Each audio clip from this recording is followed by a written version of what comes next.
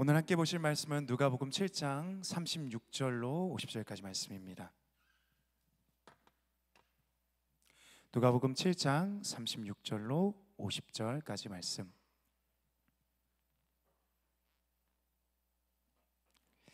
우리 다 하신 줄 알고 교독하겠습니다. 한 바리새인이 예수께 자기와 함께 잡수시기를 청하니 이에 바리새인의 집에 들어가 앉으셨을 때에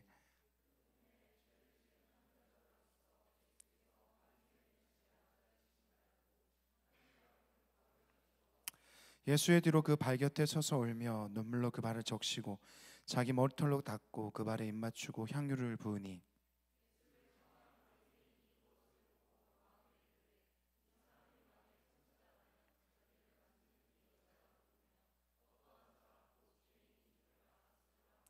예수께서 대답하여 이르시되 시몬아 내가 내게 이를 말이 있다 하시니 그가 이르되 선생님 말씀하소서.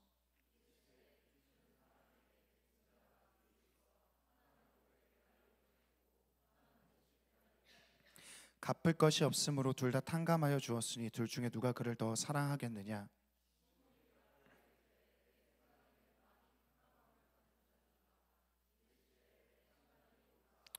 그 여자를 돌아보시며 시몬에게 이르시되 이 여자를 보느냐. 내가 내 집에 들어올 때에 너는 내게 발 씻을 물도 주지 않고 이 여자는 눈물로 내 발을 적시고 그 머리털로 닦았으며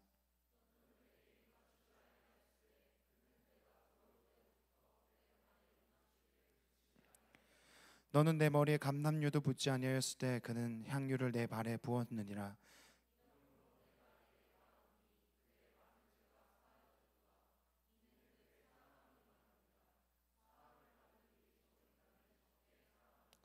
이에 여자에게 이르시되 내 죄 사함을 받았느니라 하시니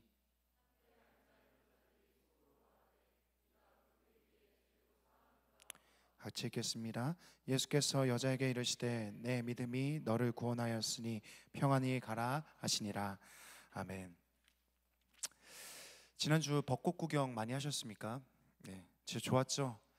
한 수요일, 화요일, 수요일, 목요일 이렇게 3일 참 좋았던 것 같습니다. 혹시 아직 못 보신 분 계십니까? 벚꽃을 제대로 구경 못했다, 놀러 가지도 못했다. 한번 손 한번 들어볼까? 난 제대로 해본 적이 없다. 네, 다 보셨나 보네요. 어떻게 길 가면 돼요? 어쨌든요, 예, 올해 끝났습니다. 예, 그죠? 어제까지였어요, 그죠? 오늘 날씨 보셨죠? 네, 엊그저께만 해도 온도가 20도까지 올라갔거든요. 막 반팔 입고 다녔어요. 근데 오늘 그랬죠. 뉴스에 인천에는 눈이 왔죠. 아까 전에 혹시 보셨습니까? 우박이 내린다고 하더라고요. 바깥에 강원도에는 대설주비가 왔고요. 되게 특이한 장면이었던 것 같아요. 벚꽃이 지는 것과 눈발이 날리는 것을 같이 봤어요. 되게 특이하죠. 오늘부터 뭐 서울이 영하로 떨어진다 막 그랬는데 그렇게까지는 떨어지지는 않은 것 같아요. 그리고 좀 춥다가 다음 주엔 또 22도까지 올라간다고 합니다. 되게 날씨가 이상하죠. 좀 이렇게 표현하기 그런데 좀 미쳤어요, 날씨가요. 그죠? 온도가 오르락 내리락 하는 것 같습니다. 우리 사람 가운데는요, 우리의 사람의 감정이나 관계 속에서는 늘 항상 이런 지점들이 존재하죠. 감정이 어느 날은 뜨거웠다가 어느 날은 차가웠다가 하는 겁니다. 마치 오르락 내리락 하는 것 같은 거죠. 연인 사이를 생각해 볼까요? 어떤 날은 굉장히 뜨거웠던 때가 있습니다. 어쩌면 연애를 시작하는 초창기겠죠. 그때는 참 누구도 말릴 수 없이 뜨거울 때가 있죠. 그렇지만 시간이 지나면 어떻습니까? 점차적으로 식어져 가는 것이 사람의 마음이고 감정이기도 하죠. 신앙도 어떨까요? 우리 신앙에 온도계가 달려있다고 생각해 봅시다.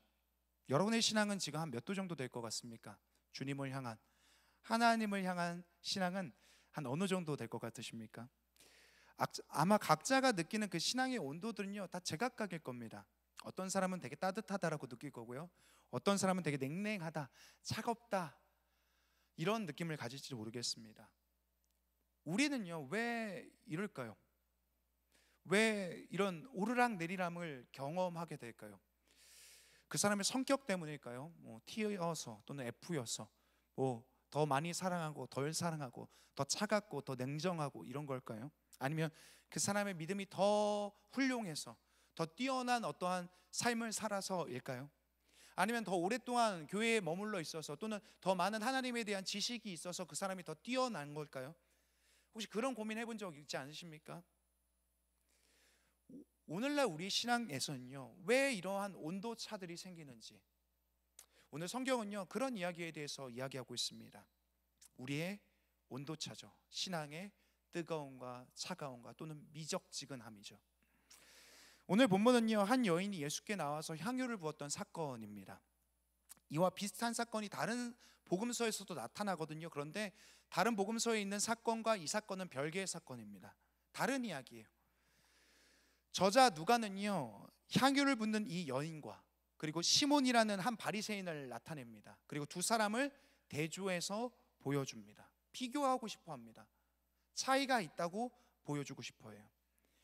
이 두 사람은 어떻습니까? 너무 다른 사람이거든요.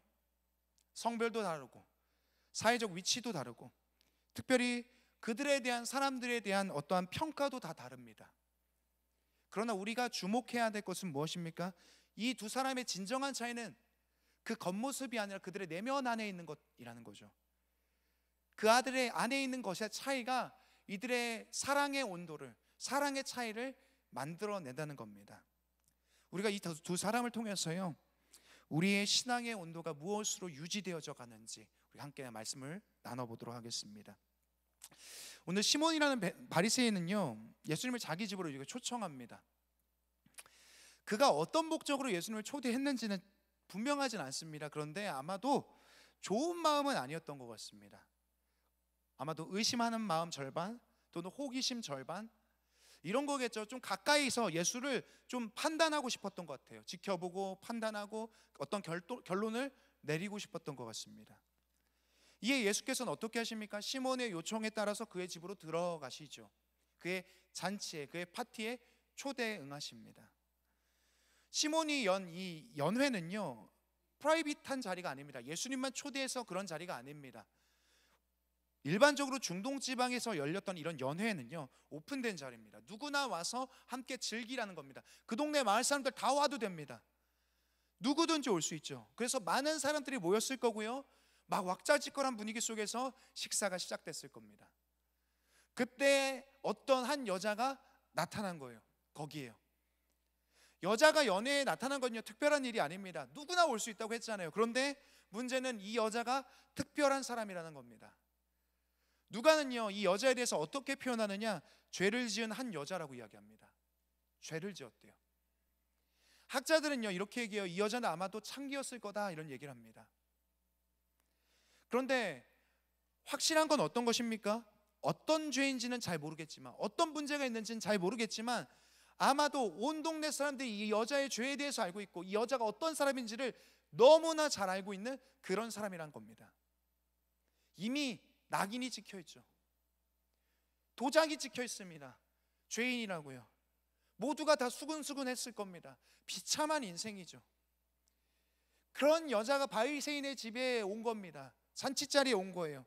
이것만 해도 보통이 아닌데요, 예수께 다가가 뜻밖의 행동을 하기 시작합니다. 그것이 오늘 누가복음 7장 38절에 있습니다. 한번 띄워주시겠어요? 같이 한번 읽어보겠습니다. 예수의 뒤로 그 발 곁에 서서 울며 눈물로 그 발을 적시고 닦고 그 발에 입 맞추고 향유를 부으니.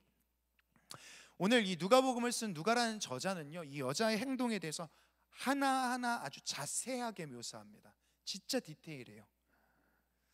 이 당시의 식사는요, 앉아서 이렇게 의자에 앉아서나 아니면 우리처럼 좌식, 그러니까 앉은뱅이로 해가지고, 그러니까 양반다리라고 먹는 그런 식의 식사를 하지 않았습니다.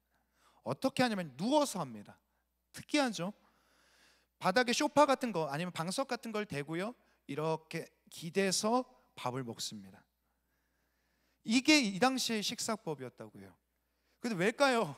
사실 잘 모르겠습니다. 그런데 당시에는 이게 유행이었대요. 로마의 방식이었다고 합니다. 누워서 기대서 식사하는 거죠. 어쨌든 뭡니까? 누워서 식사하면 어떻게 되죠? 소화가 엄청 안 되겠죠. 그렇죠? 어려웠을 겁니다. 되게. 그렇게 식사하고 계시는 예수의 뒤로요, 이 여자가 돌아서 들어왔다라고 누가는 표현합니다. 제가 다시 읽을게요. 예수의 뒤로 그 발 곁에 서서. 어떻게 한 겁니까? 조심조심해서 뒤를 돌아서 예수의 뒤에 당도한 거죠. 아마도 그랬던 것 같습니다. 이 여자가 자기가 죄인이라는 것을 알았기 때문에, 문제가 있는 사람이란 걸 알았기 때문에 주 앞에 나서기가 떳떳하지 못했다고 생각했던 것 같아요. 그래서 어떻게 해요? 뒤로 슬그머니 돌아서 들어오는 겁니다. 그리고 어떻게 합니까? 얼굴로 갑니까? 아니요, 마주칠 만한 용기가 없어서 발 쪽에 서 있습니다. 어떤 걸까요? 예수께서 이렇게 누워 계시고요, 그 발 뒤에 서 있는 거겠죠. 본문엔 여자가 눈물로 발을 적시고라고 번역되어져 있는데요, 여기에서 적시다라는 것은요, 비가 주룩주룩 내리는 장면을 말합니다. 이 여자는요, 그냥 눈물려 글썽 눈물 또르르 이 정도가 아니라 죽죽 흘리고 있는 거예요. 엉엉엉엉 울고 있는 겁니다. 얼마나 많이 울었는지요. 예수님의 발은 그녀가 흘린 눈물로 완전히 젖어 있습니다. 그리고 이어서 이 여자는요, 자신의 머리를 풀어서 그 발을 닦기 시작합니다. 중동 지방에서 누군가의 발은요, 신체에서 가장 더러운 부분을 말합니다. 가장 불결한 곳이에요. 중동의 대부분의 땅은 어떻습니까? 모래바닥이죠. 그리고 그들은 다 샌들을 신고 다닙니다. 그러니까 발이 아주 엉망진창일 겁니다. 그래서 주인의 발을 만지는 일을 하는 건요, 종들 중에서도 가장 하급 종이 둘로스만 하는 일이었습니다. 가장 비천한 종이죠. 자기 민족은 그 둘로스로 삼지도 않습니다. 이방인들만 삼습니다. 근데 이 여자는 어떻습니까? 아랑곳하지 않고요, 가장 비천한 일을 하는 겁니다. 머리를 풀고 자기 머리털로 예수의 발을 하나하나 닦기 시작합니다. 그리고 그 발에 입을 맞추고 가져온 향유를 그분의 발에 붓습니다. 아마 향유가 얼마나 비싼 물건인지 여러분 잘 아실 겁니다. 어쩌면 이 여자에게 있어서요, 가장 중요한 물건일 겁니다. 가장 깊숙한 곳에 숨겨놨던 그것일 겁니다. 어쩌면 전 재산이겠죠. 그런 향유를 그 발에다가 아낌없이 붓습니다. 오늘 누가라는 사람은요, 이 저자는 이 여인의 행동을 묘사하면서 모든 동사를 미완료 시제로, 과거 시제로 기록합니다. 어떤 의미냐? 계속입니다. 모든 행동이요, 모든 동작들이 단 한 번이 아니라 반복되어진다는 겁니다. 이 느낌을 살려서 다시 말하면 이런 겁니다. 이 여인은 계속해서 눈물을 흘리고 있고, 계속해서 예수의 발에 입을 맞추고 있고, 계속해서 향유를 붓고 있고, 계속해서 자기 머리칼로 발을 닦고 있습니다. 끝없이 계속해서 반복하고 있습니다. 모두가 지켜보는 가운데서요, 이 일이 진행되는 장면을 한번 여러분 상상해 보십시오. 되게 당황스럽지 않았을까요? 웬 죄인인 여자가 와가지고 저러고 있으니까요, 청승맞다라고 생각하지 않았을까요? 그 분위기, 잔치 분위기 어떻을까요? 왁작질거란 분위기였을 거잖아요. 근데 누가 와서 울고 있어요. 여러분이 그 자리에 앉아있다면 어떤 생각을 할 것 같습니까? 각자의 생각들이 다 달랐겠죠. 그렇지만요, 오늘 우리는요, 적어도 이 모습을 보고 있었던 이 주인이요, 시몬이란 사람, 그 사람의 생각, 그 사람의 마음에 대해서는 알 수가 있습니다. 누가는요, 그의 마음에 대해서 이렇게 기록합니다. 7장 39절입니다. 띄워주세요. 함께 읽겠습니다. 예수를 청한 바리새인이 그것을 보고 마음에 이르되, 이 사람이 만일 선지자라면 자기를 만지는 이 여자가 누구며 어떠한 자 곧 죄인인 줄을 하거늘. 시몬이라는 사람은 이 상황에 대해서 어떻게 생각합니까? 아주 불편하게 생각합니다. 그러면서 한 가지 분명한 생각을 가지고 있죠. 어떤 것입니까? 예수께 와서 이 돌발적인 행동을 하고 있는 이 여자는 상종 못할 죄인이라는 겁니다. 불결한 사람이라는 거죠. 문제가 있는 사람이라는 겁니다. 그리고 예수는 어때요? 그것도 알지 못하는 이 예수는 엉터리라는 겁니다. 그게 이 시몬이라는 바리새인의 생각이죠. 그러한 마음을 갖고 있는 시몬에게 예수님께서는 한 가지 비유로서 통해서 말씀하십니다. 그게 40절부터 43절까지 나타나 있습니다. 40절, 43절까지 우리 같이 한번 읽어보겠습니다. 예수께서 대답하여 이르시되, 시몬아, 내가 내게 이를 말이 있다 하시니, 그가 이르되, 선생님 말씀하소서. 이르시되, 빚 주는 사람에게 빚진 자가 둘이 있어 하나는 500데나리온을 졌고 하나는 50데나리온을 졌는데 갚을 것이 없으므로 둘 다 탕감하여 주었으니 둘 중에 누가 그를 더 사랑하겠느냐? 시몬이 대답하여 이르되, 내 생각에는 많이 탕감함을 받은 자니이다. 이르시되, 내 판단이 옳다 하시고. 어떤 이야기입니까? 한 사채꾼에 대한 이야기입니다. 근데 이 사채꾼이요 되게 이상한 사람입니다. 왜냐하면 보통의 사채꾼들은 어떻습니까? 만나본 적은 없지만요, 우리 드라마나 영화 같은 데서 보지 않았어요? 굉장히 악독한 사람이죠. 돈을 갚지 못하면은 몸을 어떻게 해서라도 이 돈을 어떻게 충당하려고 하는 것이 사채꾼들이죠. 악랄한 사람들입니다. 근데 어떤 사람이요, 두 사람이 이 사채꾼에게 빚을 지게 됩니다. 한 사람은 500데나리온, 한 사람은 50데나리온의 빚을 집니다. 1데나리온의 가치는요 하루 노동의 품삯에 해당되는 금액입니다. 그러니까 이 두 사람이 진 빚은 어느 정도냐면요, 한 사람은 51분의 월급 정도의 수준일 거고요, 2달치 월급 정도 되겠죠. 한 사람은 500일 정도의 품삯일 겁니다. 대략적으로는 2달치 월급과 2년치의 연봉 정도의 차이가 이 두 사람의 빚의 차이입니다. 꽤나 큰 차이죠. 그런데 오늘 이 돈을 빌려준 사람이 어떤 마음인지 모르겠지만요, 이 두 사람의 빚을 모두 없던 걸로 해줍니다. 없던 걸로 했대요. 어떻습니까? 너무 좋죠. 여러분 생각해 보세요. 여러분의 학자금 대출 있잖아요. 이번 달 카드값 있잖아요. 할부금 있잖아요. 한 1년치 안 내도 된대요. 그럼 어때요? 너무 좋잖아요. 기분 진짜 좋을 것 같지 않으십니까? 막 사채꾼 뽀뽀해주고 싶지 않을까요? 그렇잖아요. 누가 대신 내준다는 거네요. 없던 걸로 한다는 거죠. 그리고 나서 예수님께서는요 시몬에게 물으시는 거죠. 둘 중에 누가 그를 더 사랑하겠느냐. 여기서 그라는 건 누구냐면요, 탕감해준 사채업자를 말합니다. 누가 이 사채업자를, 두 사람 중 이 사람을 더 사랑하겠느냐. 시몬이 대답하죠. 더 많이 탕감을 받은 사람입니다. 예수님께서는 그의 말이 옳다고 하시면서요, 방금 말씀하셨던 비유를 지금의 이 상황에 적용하십니다. 어떻게 말씀하십니까? 시몬이라는 사람은요 예수님께 기본적인 예의라고 할 수 있는 발 씻을 물도 주지 않았습니다. 그런데 이 여인은요 자기를 낮춰 눈물로 예수의 발을 씻습니다. 또 시몬은요 예수를 맞이하면서 형식적인 입맞춤도 하지 않습니다. 그런데 이 여인은 어때요? 예수의 발 앞에 입맞추기를 그치지 않습니다. 또 시몬은요 예수님의 머리에 감람류도 붓지 않습니다. 환영한다는 의미죠. 근데 이 여인은 어떻습니까? 예수님의 발에 값비싼 향유를 붓습니다. 시몬은요 예수를 손님으로 초대했음에도 불구하고요 당연한 환대조차도 생략해버립니다. 누가 와도, 어떤 사람이 와도 이 정도는 합니다. 근데 시몬은 그렇지 않습니다. 근데 여인은 어때요? 자기가 주인이 아님에도 불구하고요 자신의 것을 아낌없이 예수를 향해서 드리고 있습니다. 왜 그렇습니까? 왜 이런 두 사람의 차이가 나타나죠? 한 가지 때문입니다. 간단하죠. 받은 게 없다라고 여기는 사람과 받은 것이 너무 크다라고 생각하는 사람의 차이가 있기 때문입니다.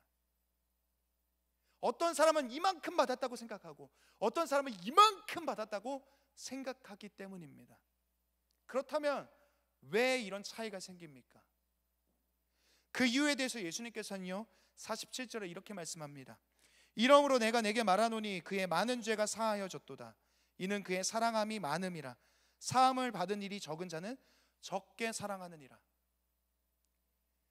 여기서 죄가 사하여졌도다라는 말은요 현재 완료 시제입니다. 무슨 말이냐면요 이겁니다. 이 여인이 이미 죄 사함을 받은 상태라는 겁니다. 죄의 문제가 이 여인에게서 끝났다는 겁니다. 이 여인은요 방금 예수께 한 행동, 눈물 흘리고 발에 오고 막 입 맞추고 향유 붓고 그래서 용서받은 게 아니라 이미 용서를 받은 상태에서 그의 감사와 사랑의 행동이 표현되어진 게 오늘 장면이라는 겁니다. 그렇다면요 언제 이 여자가 용서받았을까요? 그의 죄의 문제가 해결되었을까요? 이 부분에 대해서 직접적으로 기록된 성경은 없습니다. 우리는 그저 유추할 뿐이죠. 성경학자들은요 아마도 이 여자가 이전에 주님을 만났거나 예수에 대한 이야기를 들었을 거라고 추측합니다. 이런 거죠. 평생 무거운 죄의 짐을 짊어지고 온 사람입니다. 낙인이 찍혀진 여인이죠. 그런데 어느 날 예수에 대한 소식을 들었고 그리고 그의 말씀을 듣고 그 마음이 움직여집니다. 누구나 용서받을 수 있다.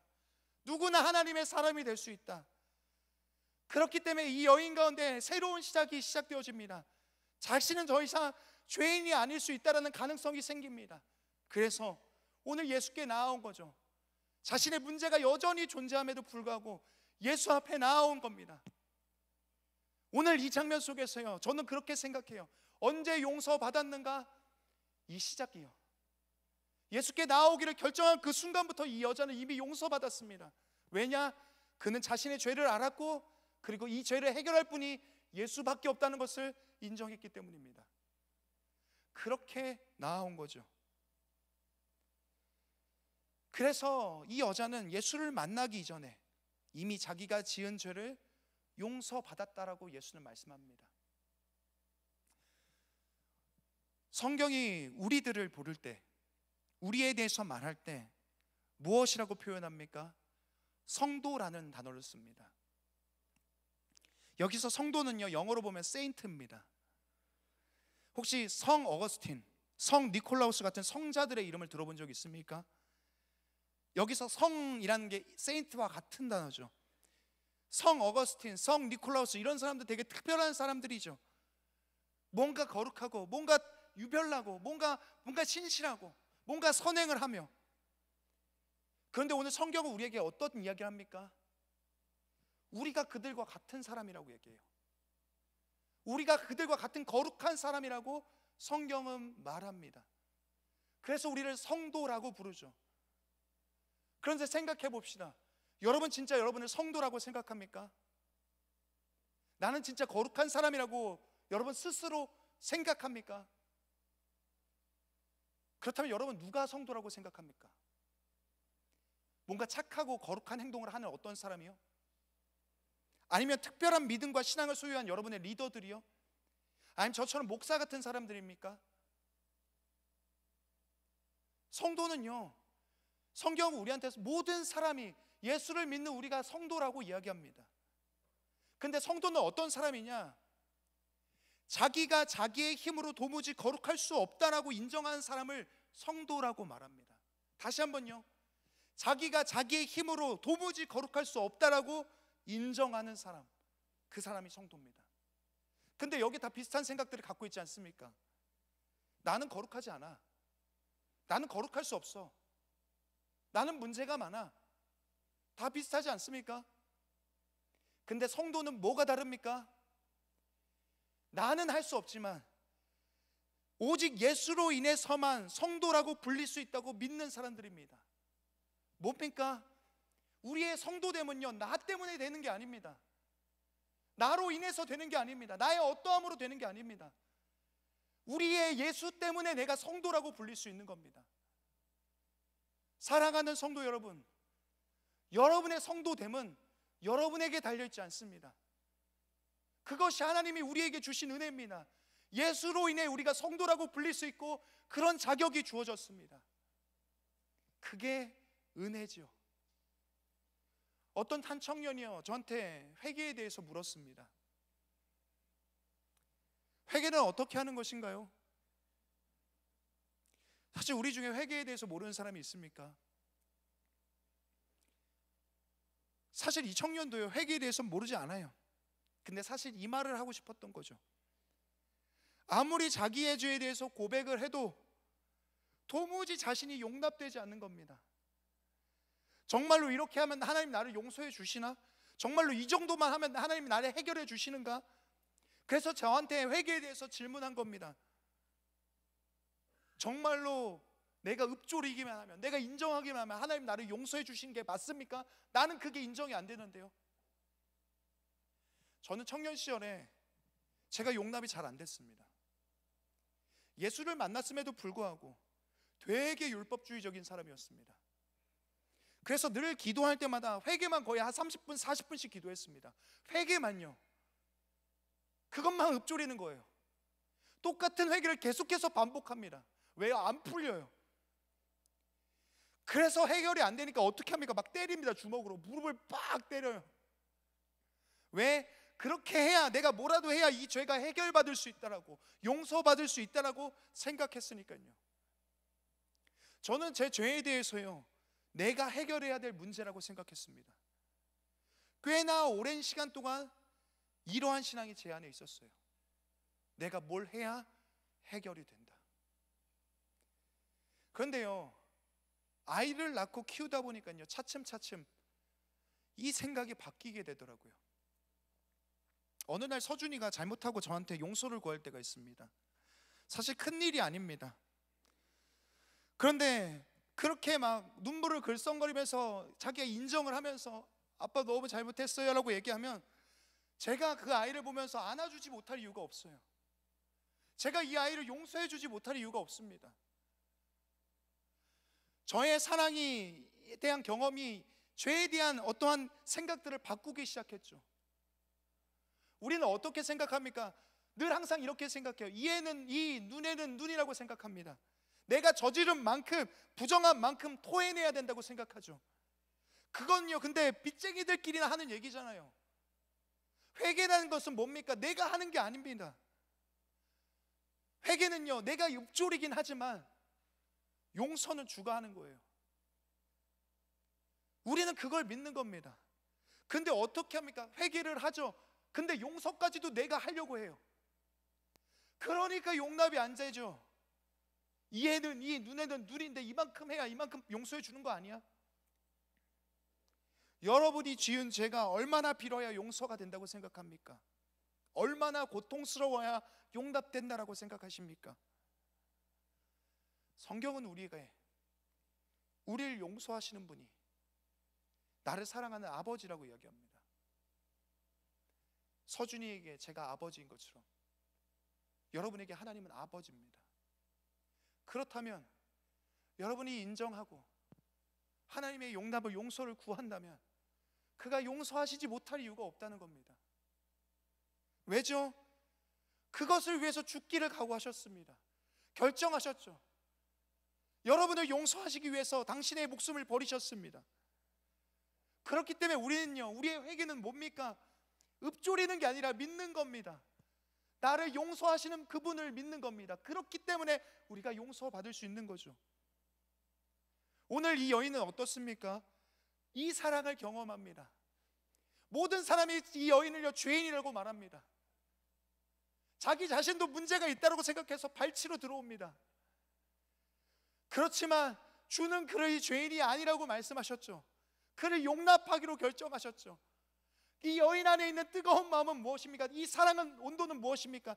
이 사랑을 경험했기 때문에 주 앞에 이렇게 보여드릴 수 있는 거죠. 오늘 이 이야기의 핵심은요, 그렇게 어려운 이야기가 아닙니다. 사랑의 차이에 대한 이야기죠. 사랑의 온도의 차이입니다. 누군가는 굉장히 뜨겁고 누군가는 차갑게 식어 있습니다. 이 온도 차이는 어디서 발생합니까? 이 사랑을 받아본 적 있냐는 겁니다. 용서를 받아본 적 있냐는 겁니다. 이 사랑에 대해서 경험해 본 적 있냐는 겁니다. 거기서 예수를 사랑하는 온도의 차이가 나타난다는 거예요. 사랑을 받아본 적 있으면 더 열렬하게 사랑합니다. 용서를 받은 사람은 자신의 무엇이든 아낌없이 주를 위해 드릴 수 있습니다. 그럼에도 불구하고 우리 중에 누군가 이런 생각을 할 겁니다. 나는 예수를 사랑할 수 없어. 왜? 받은 게 없으니까. 나는 받아본 적이 없어. 난 경험해 본 적이 없어. 근데 성경은요, 계속해서 우리에게 이런 얘기를 합니다. 하나님께 받은 사랑이 여러분 안에 있습니다. 하나님께서 주신 사랑이 여러분 안에 있습니다. 한번 옆 사람 한번 보시죠. 예, 이렇게 돌아보세요. 옆 사람, 예, 좌우. 리더도 보고요. 네. 또 저도 보세요. 어때 보입니까? 우리가 서로 다른 사람 같습니까? 여러분의 믿음과 제 믿음과 저 사람의 믿음과 리더의 믿음과 여러분의 신앙과 저의 신앙과 리더의 신앙과 다르다고 생각합니까? 저 사람은 좀 더 나은 사람이야. 왜? 더 많이 받았으니까. 더 많은 걸 받았기 때문에 저 사람은 달라. 그런 생각이 드십니까? 저는 솔직하게 얘기합니다. 아닙니다. 전혀 아니에요. 똑같습니다. 성경은 우리에게 똑같이 하나님의 사랑이 공평하게 배분되었다고 말합니다. 저나 여러분이나 리더나 셀원들이나 우리 모두 똑같은 사랑을 받은 존재들입니다. 똑같이 또한 죄인이죠. 다른 것이 아무것도 없습니다. 저 바리새인 시몬과 이 죄인 여자, 그들은 다른 사람입니까? 아니요, 똑같은 사람입니다. 오히려 바리새인이 더 의로운 삶을 살아요. 그는 하나님에 대한 지식이 더 풍성합니다. 그의 선행은 이 여인보다 더 탁월할 겁니다. 그렇지만 그는 차갑고 이 여자는 뜨겁습니다. 이 둘의 차이가 왜 발생합니다? 하나 때문이죠. 주가 나를 사랑하신다는 것을 믿음으로 받아들인 것뿐입니다. 이 여자는 그걸 받아들였고 인정했고 이들은 받아들이지 못해요.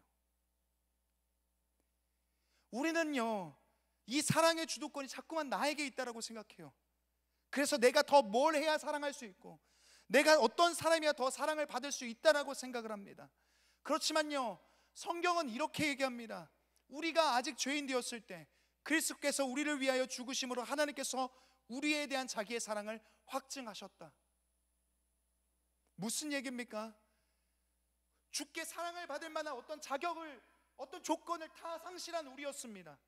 그렇지만 그런 우리를 대신해서 당신을 우리에게 주셨죠. 버리셨습니다. 자기 아들을요.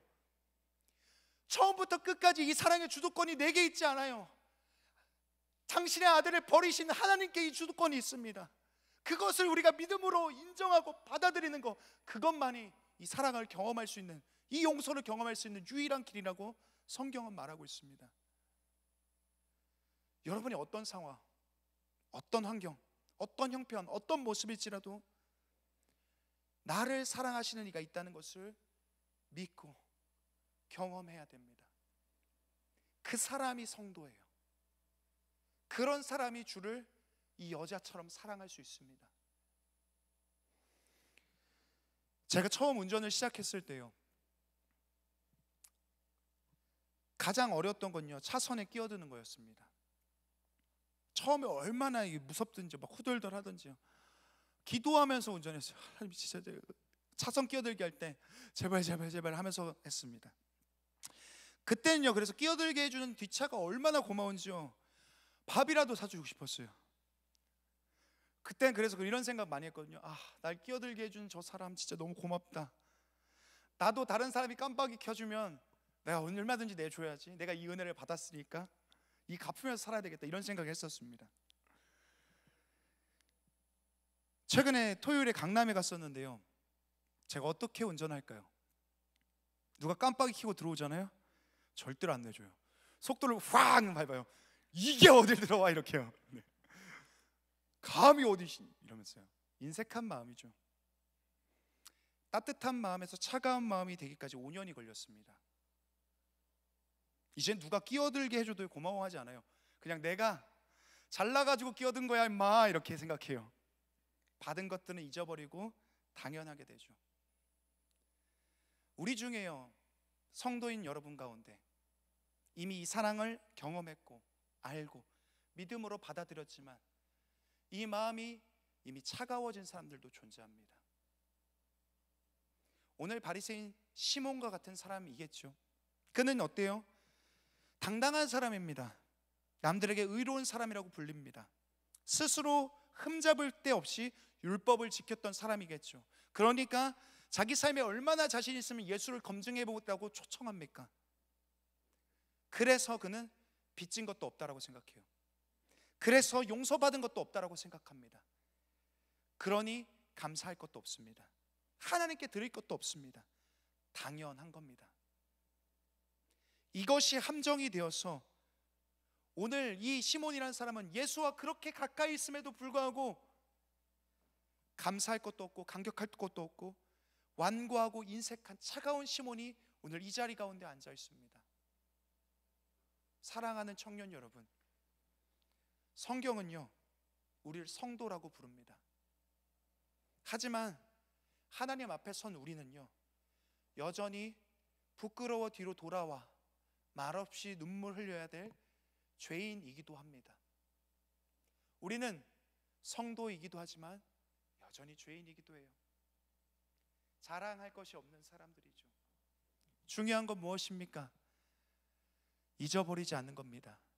여러분이 누구인지를요. 여러분이 성도라고 불려졌다는 것을, 또 그렇지만 여전히 죄인이라는 것을, 그것에 대해서 당연해지지 않는 겁니다.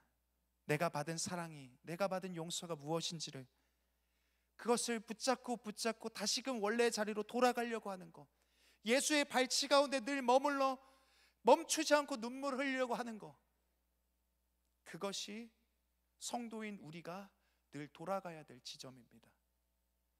성도는요, 계속해서 기억하고 계속해서 돌아가야 될 사람들입니다. 지난주에 저는요, 벚꽃 진짜 많이 봤습니다. 신방하면서도 보고요, 걸어 다니면서도 보고요. 지금 이 1년 중에서 가장 아름다운 시기라고 생각해요. 근데 이 시기는 어때요? 진짜 아쉬울 정도로 너무 짧죠. 너무 아쉽습니다. 근데 제가 왜 벚꽃을 많이 봤냐면요, 신방 때도 많이 봤지만요, 그저께 아내가 자꾸 벚꽃을 보러 나가고 싶다라고 얘기를 하더라고요.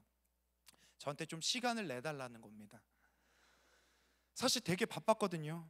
원래는요, 이번 주 제가 설교가 아니었어요. 근데 갑자기 설교를 하게 됐습니다.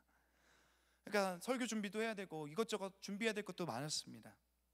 그런데 좀 무리를 했습니다. 저한테 이제 저녁마다, 수요일은 수요 예배가 있으니까요, 월요일, 이제 목요일, 금요일 저녁마다 아내가 가고 싶다는 곳을 계속해서 갔어요. 근데 왜 그런 결정을 했냐면요, 아내가 이 얘기를 했거든요. 난 1년 중에 이때를 기억하면서 힘을 내. 난 1년 중에 이때를 기억하면서 힘을 내. 이런 얘기를 했어요. 저희 아내는요, 하루 종일 애기랑 집에 있잖아요. 저는 신방도 하고 여러분도 보고 맛있는 것도 먹으러 다니고 걸어 다니기도 하고 너무 좋거든요. 근데 아내는요, 아내의 한 이 말이 저한테 되게 서글프게 다가오더라고요. 미안하기도 하고요. 그래서 바쁘고 힘들어도 내색 않고 같이 가고 막 사진도 찍어주고 막 그랬어요. 그러니까 아내가 너무 좋아하더라고요. 되게 고마워했습니다. 우리 신앙도 그렇습니다. 늘 따뜻한 봄날 같을 수는 없을 거예요.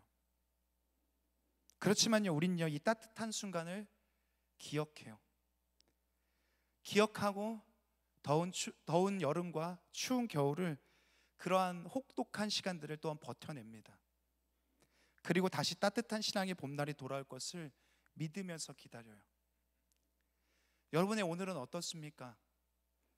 지금 모두 각자가 느끼고 있는 이 신앙의 온도들은 다 다를 겁니다. 매일이 다 맨날 봄 같은 사람은 없을 겁니다. 그러나 우리는 어때요? 주께서 나를 용서하셨다고 느꼈던 순간을 기억하고 간직하면서 살아갑니다. 그리고 다시 언젠가 그 순간이 돌아오기를 기다려요. 오늘 이 예배가 마치게 되면, 이 설교가 마치게 되면 우리가 함께하는 성찬은요, 그러한 시간입니다. 우리에겐 모두 끔찍하게 무거웠던 죄들이 다 있어요. 그로 인해 하나님과 가까워질 수 없었던 우리가 예수의 살과 피로 인해서 가볍게 되어지고 자유케 되어지고 가깝게 되었습니다. 이 성찬은요, 그것을 기억하고 그 따뜻함을 회복하기 위한 시간입니다. 우리가 성찬을 나누고 또 말씀을 기억하면서 한 주간 우리의 삶 가운데 우리를 용서하시고 사랑하신 그 사랑을 기억하는 한 주간이 되기 원합니다. 우리는 성도입니다. 그리고 우리는 발치에서 눈물을 흘려야 되는 죄인입니다. 우리가 이것을 기억하고 간직하고 늘 그 자리로 돌아가 주와 함께 관계하는, 주님을 경험하는 그 용서가